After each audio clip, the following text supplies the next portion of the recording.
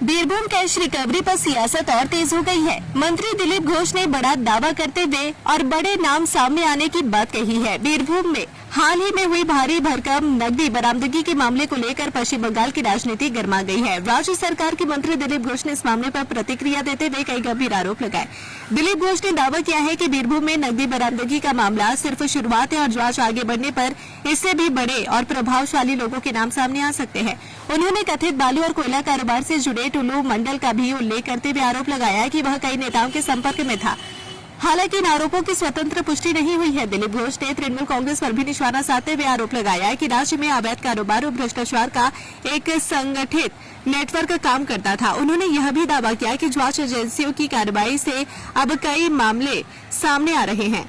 वहीं mid day meal योजना में अंडा ज्वारी रखने के फैसले पर भी उन्होंने प्रतिक्रिया दी। उन्होंने कहा कि इस्कॉन केवल एक एजेंसी है और बच्चों के भोजन का अंतिम निर्णय सरकार ही लेती है। उनके अनुसार यदि सरकार अंडे को पौष्टिक आहार मानती है तो मिड डे मील में अंडा ज्वारी रहेगा। फिलहाल दिलीप घोष के इन बयानों पर तृणमूल कांग्रेस की ओर से आधिकारिक प्रतिक्रिया सामने नहीं आई है। बीरभूम नकदी बरामदगी मामले की जांच जारी है। अब सभी की नजर जांच एजेंसियों की अगली कार्रवाई और इस पर राजनीतिक दलों की प्रतिक्रिया पर बनी हुई है। কৃষ্ণমন্ডলের চেলা তো এরকমই হবে না, 550 কোটি টাকা যদি ওনার বিরুদ্ধে কমপ্লেন থাকে তাই 100-200 কোটি টাকা তো চাওয়া হবেই।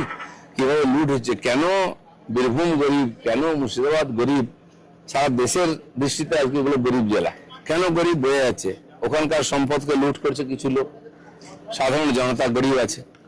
শুরু হয়ে গেছে খোঁজ খবর বিচার, সময় আরো কিছু বেরোবে এবং তার যোগ্য শাস্তিও সবাই পাবে।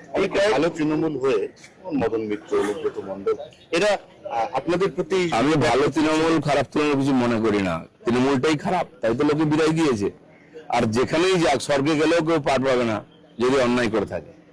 একদিন পর্যন্ত কোথাও আদায় হতো না। আপনি যান পঞ্চায়েতে বাড়ির ট্যাক্স দিতে, সে বলছে হচ্ছে না, তার লিঙ্ক কোথায়, কে চালায়, অনলাইন ট্যাক্স দিতে পারবেন না আপনি। কেন? ইচ্ছা করে করা হয়েছে, টাকা পয়সা দিয়ে সেটিং করে সবাইকে লুট করা হচ্ছে।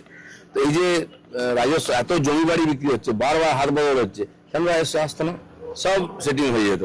সেখানে যেখানে প্রাকৃতিক কয়লা বালি থেকে আরম্ভ করে তার ট্রান্সপোর্টের ট্যাক্স থেকে আরম্ভ করে সব লুট হতো, সব জায়গায় সেটিং করে রেখেছিল। সেগুলো যেই বন্ধ হয়েছে সরকারের ঘরে আসতে আরম্ভ হচ্ছে টাকা। এখানে কিছুই টাকা আসতো না, দিল্লি টাকা আসতো, সেটাও লুট হয়ে যেত।